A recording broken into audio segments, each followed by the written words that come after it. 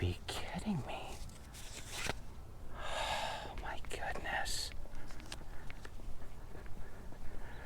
I was just talking to you guys for 10 minutes, and apparently I didn't hit the button to record this. Holy moly. Guys, we're going to start walking. Well, we've been walking. Hey, I hope you guys are getting ready for Sunday and for your football games. Why don't you start the day with a 30-minute walk? Walking is a great way to kill and burn some calories. And you're going to have a Coke or two during the football game, aren't you?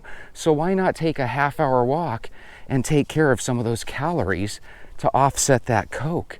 Guys, this YouTuber is Jada. She moved into her college dorm once upon a time with her best friend Myra and a third friend of theirs named Fiona. But there was a problem: dirty dishes. If you've ever had a roommate, either you leave dirty dishes for them or they leave dirty dishes for you. It's very rare that you and them are both good at taking care of your dirty dishes. If you've ever had a roommate that was kind of dirty and it bothered you, let me know. And if at one point in your life you were that dirty roommate and you have the courage to admit it, let us know down below. The reason I wanted to share this story is because I think all of us adults at one point in our lives lived in apartments with roommates or in college dorms. If you've lived with more than one roommate, you more than likely have a favorite and a not so favorite or even worst roommate, right? Sometimes those worst roommates can be absolutely horrible. My roommate story is one where a friend would always have her boyfriend come over, and then they would turn the thermostat down to like 69 degrees. And yeah, I was the one that was paying the utility bill. So it was one of those things that was a real bummer, but that's what roommates are all about. Now with Jada Sarai's story here, her main problem is that she has the roommate from hell. And yes, at one time they were friends, which leads me to a point. A lot of times it's not really worth it to have roommates as friends, because even though you think it would be a really fun experience, it's also a really good way to lose friends. So anyway, check this out. The problem started off with dirty dishes. Well, Jesse, how dirty were the dishes? Bob, to give you an idea of how dirty Fiona's dishes were, they actually started growing mold. They got so bad that Jada actually threw the dishes away. And Jada, I've been in your shoes. When you see something as disgusting as mold, that means that the roommates are literally ignoring their own dirty dishes. I probably would have thrown away their dishes as well, because here's the problem. If I see mold on something, even if I wash it, there's still going to be a little piece of my head that remembers that there was mold there, and it's just something you don't want to be eating. Anyway, Fiona ignored her moldy dishes, and between the two, animosity started to grow, that awkwardness, right? Clean up your dishes. You clean up the dishes, those aren't mine. And you know for darn well fact, those dishes were Fiona's. Why do people always deny it? It's like, it's only you, me, and then Myra living here. Me and Myra do the dishes. You know it's your dishes. Why don't you just take responsibility and clean your dish? Damn it, Fiona.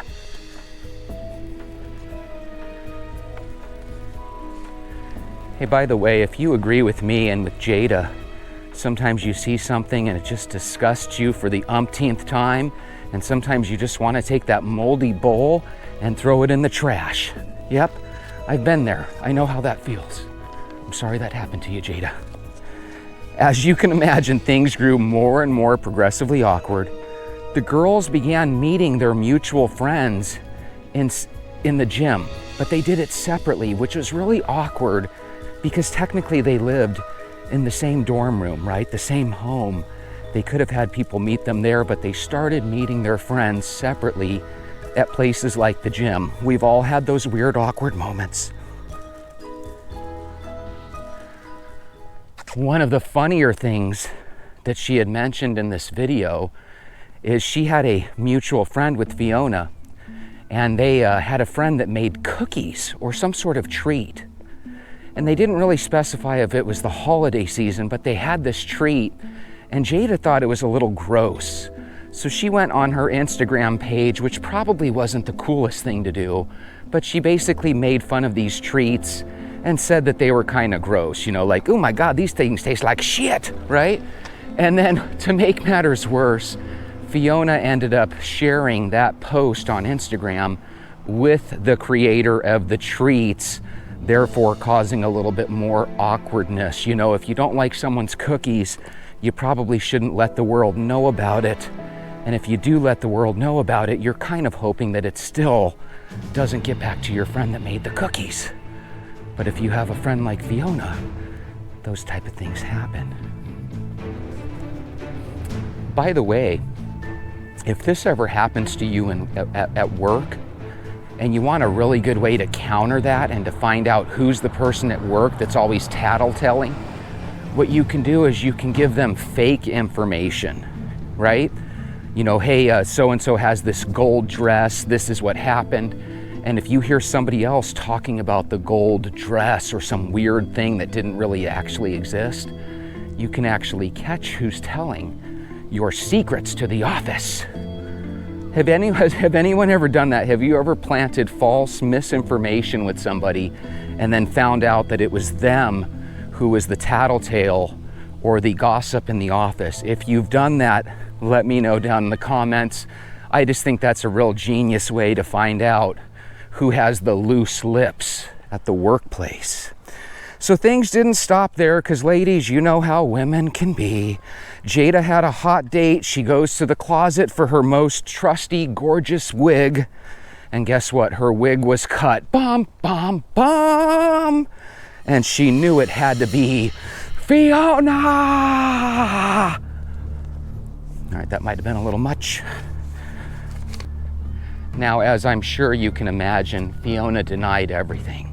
And you can almost picture Fiona saying, oh no, you didn't, as she starts to take off her earrings and take off her jewelry and her bracelet, and she removes her wig and throws it on the floor, and before you know it, she's throwing hands in the air, and kapow!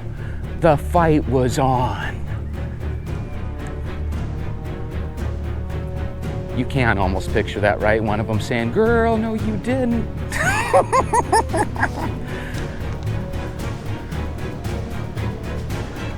By the way, when I was younger, and maybe it's because we didn't have things like TikTok and YouTube and Facebook, but I felt like girl fights were exceedingly rare. And now with things like YouTube and TikTok, is it just me, or do I feel like girl fights happen even more than guy fights? I feel like with guys, they look at each other and say, okay, I'm pretty sure you can beat me, let's call this off, right? In girl fights, they're just like, hey, I'm gonna grab your hair. The only problem with grabbing hair, ladies, is a lot of times you might be fighting another girl that she's thinking like a dude and she's ready to punch you in your face. You ever see that? That looks awful when one person's ready to pull hair like they used to fight back in the 80s, and then the other girl's like ready to box. Oh my God, that usually doesn't end well at all.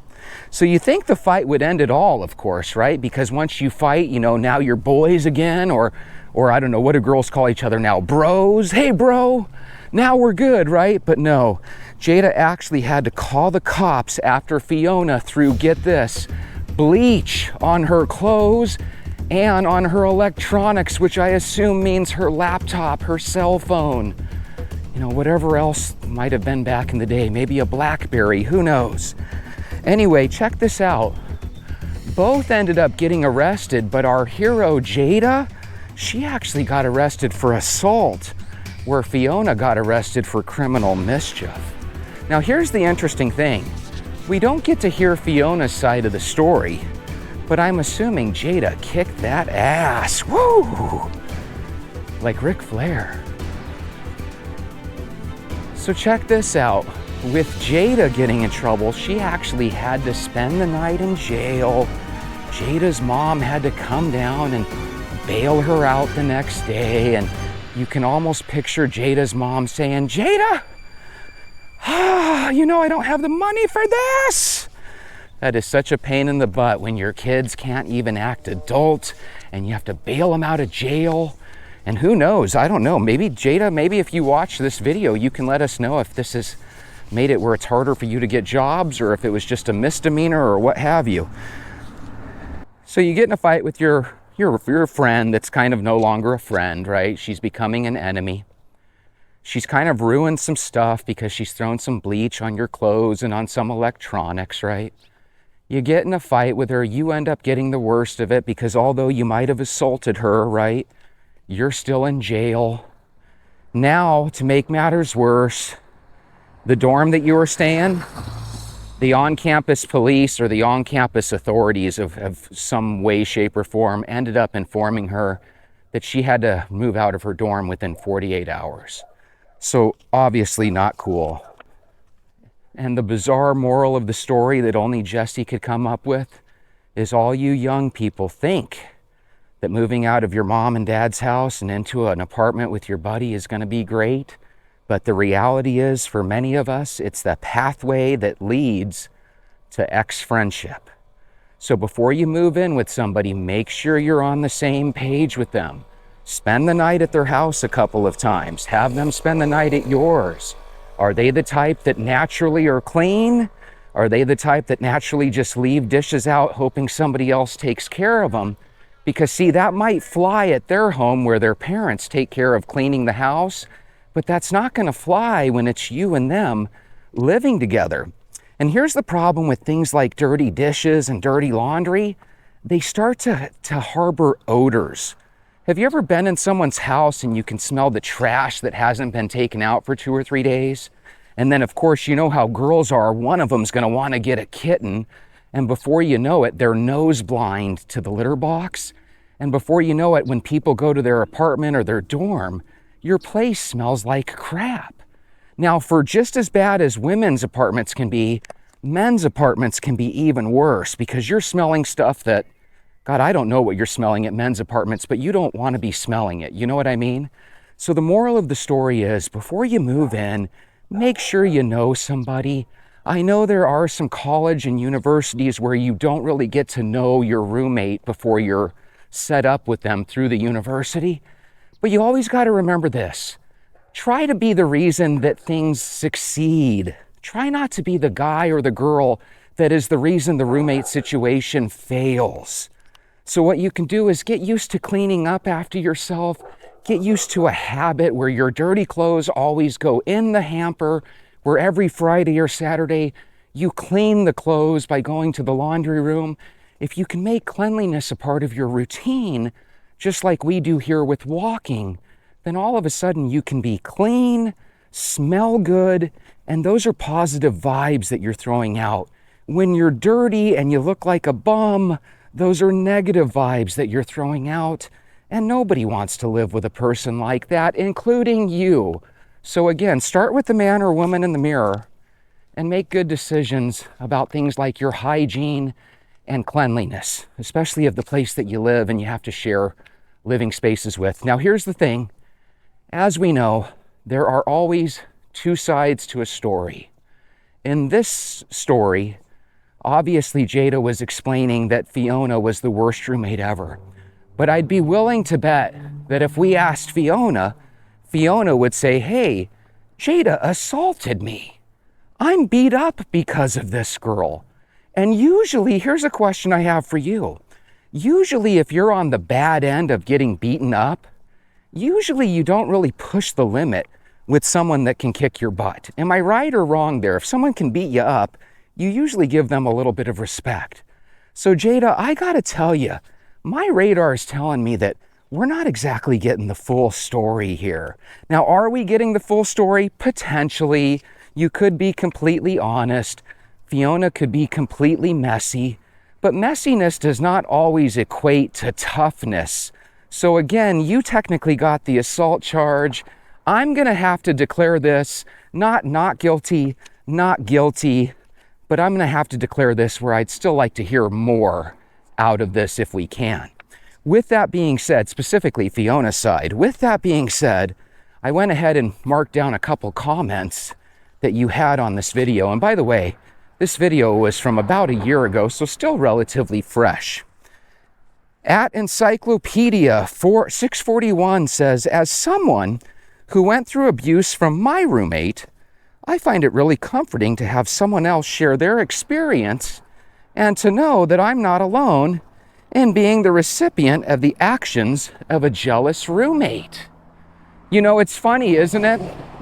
When we're really going through troubles with our weight, when we're really going through troubles with, maybe getting a divorce or having bad relationships, when we have problems with roommates from hell or ex-boyfriends or girlfriends from hell, it does make us feel better to know that we're not the only one dealing with this. Now, that being said, isn't that a sad world that we live in, where people just want to know that they're not the only person that's going through these losing situations? It's really sad, but it's really true. Every time you see somebody and they're going through something negative, there's somebody out there that's thinking, thank God I'm not the only one. Because sometimes in this world, you can kind of feel like you're on an island of miserableness that's only happening to you.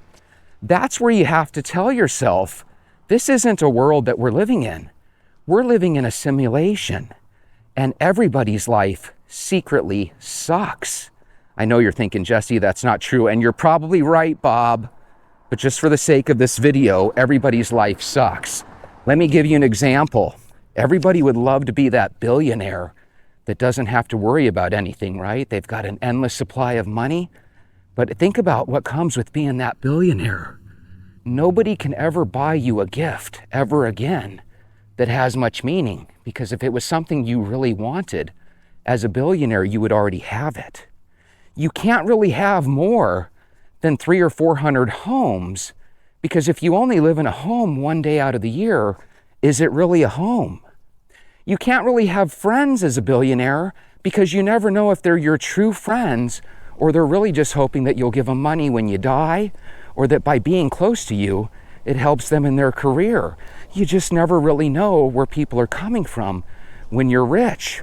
And then finally, we've got the billionaire's fallacy. The billionaire thinks that he's independent of all the world. But the reality is, he's kind of a modern day slave from the standpoint of he's not going to be able to spend all the money that he or she has. So when they do die, more than likely, they're going to have so much money in the bank that it's going to equate to them living the last 15 or 20 years of their life, in essence, working for free. So there's something weird about this life. You don't really want to be on the bottom of the world, but being at the top of the world is really lonely. And it's going to feel like you're on the bottom no matter how much money you have. That's why sometimes the richest people in the world still take their own lives, because they start to realize nobody loves them for who they are. Here's the crappy thing. We have kind of given them this label of being greedy, tax evasive people. But the reality is, I bet you a lot of billionaires are actually pretty decent people. We just can't believe it because we're limited in our thinking, because we only think from monetary points of view. The billionaire doesn't have to think in that way anymore. Here's the final comment. Wolfchild9998 says, "You're a better person than me. The second I'd seen all my stuff damaged like that, I would have smashed her door in, and I would have done 10 times worse stuff to her. What a nasty girl. There was no need for her to escalate it like that." You want to know what's crazy about your comment, Wolfchild? You're saying that there's no reason for her to escalate it like that, right? But then at the same time, you're still saying in the same sentence here that you're the type that if something happens to you that's disrespectful, you're going to get back the person 10 times worse. So who's the bad person here? Jada? Fiona? Or you, Wolfchild? See, whenever we make comments to the world, there's a chance that people could take them the wrong way. And that's why you got to be careful with what comes out of your mouth. And I'm no different. I'm saying some stuff here that probably upsets people, at least on other videos, if not right now. But you have to remember, sometimes the world can seem so empty and so meaningless that sometimes it's good just to vent. So I like your comment just from a venting standpoint. What you're saying is, if that happened to me, I know how irritating that can be, because sometimes we don't like the idea of people messing with our stuff. We don't want somebody throwing bleach on our clothes. We don't want somebody ruining our iPhone or our property, right? But that's why we have to remember to use empathy. When you see other people on TV and their businesses are being looted, or their houses or cars are being robbed or carjacked, you have to put yourself in their space. If that happened to you, you would feel really disappointed if nothing happened to the bad guy. Unfortunately, we don't want to live in a world of vigilante justice where people just take care of the problems themselves. That's why I think it's really important that when you decide who's going to be your friend, who's going to be your roommate, who's going to be your future spouse, you really have to take all things into account. Remember, half the marriages in this country end in divorce within 3 to 5 years? That means we have a lot of people that make bad choices. Now with marriage, I think that could be avoided by simply staying engaged or dating somebody for a little bit of a longer window. How about this? I would love to hear your guys' thoughts on this when it comes to marriage. Most people get engaged for, let's say, 9 months to a year or two, and then they get married, within, let's say, 2 years. If we as a people could expand that out and say, hey, date for 1 or 2 years, then get engaged for another 3 or 4 years, and then after you've been together with someone for 5, 6, 7 years, then get married, I bet you those numbers of divorce would go way down. Because right now we're marrying people that we're in lust with. When you've been with someone for 5, 6, 7 years, you're marrying somebody that you're more than likely in love with. I believe it's Goldie Hawn and Kurt Russell. They are a couple that has just been a wonderful Hollywood couple forever. But the secret to their success is that they're not married. As a matter of fact, if they got married, they would probably end up getting a divorce. But by staying boyfriend and girlfriend forever, they probably have bomb sex. They probably still love each other like crazy. And if you've ever seen their children, or at least their daughter, I forget her name off the top of my head, but she's absolutely gorgeous, and all three of them seem like very happy people. So I wanted you guys to know that not everything that I walk and talk about is negative. Sometimes I'm positive. As a matter of fact, I would say 9 times out of 10, I'm actually a positive person. I want to start doing more videos on walking again, because that's what the channel is, Lily. Sean, I love your comment too, where you said maybe we could pep it up and be a little bit more positive, because not everybody wants to hear about the latest murder out of Houston or Philadelphia. By the way, it seems kind of weird that an Arizona guy is always poking shit at Houston and Philadelphia. I apologize if you live in those cities. Nothing wrong with those cities. I just get upset at crime. But you want to know something? We live good here in America. That's why we get upset at crime. We don't live in a second or a third world country. We live in the premier country to live in. So when you see things starting to change, it can bum you out. But here's what we have to remember. Just like the one girl that commented said, you aren't alone. You're not the only one that hates crime. I hate crime. You're not the only one that hates the fact that you're overweight. I hate that you're overweight too. Let's stay positive. Let's walk together. When you walk, it really is hard to stay angry. It really is difficult to make bad decisions, because when you're walking, you can really think at your best. How about this? The next time that you are in a roommate situation, if you're ever in a roommate situation, and I'm talking to you at the other end of the camera here, how about you actually try to have a calm, level head when you go into an argument with somebody? How about you try to say things the right way so that they don't escalate to cops being called? And how about you learn yourself, if you know deep down that every time you get angry, you like to solve it with fights, that's going to lead to you going to jail, and then that's going to lead to getting a job in the future really difficult. And you don't want things like getting a job to be really difficult. And you don't want to go to college and then try to find a job, but you've got assault on your record. It's going to mean that you're going to college for nothing, ultimately. So go for walks. Try to make good decisions. If you're overweight and you don't know what to do, take a walk. You'll eventually figure it out. If you walk with us every day, drink water, and avoid sugar, you'll be able to lose some weight.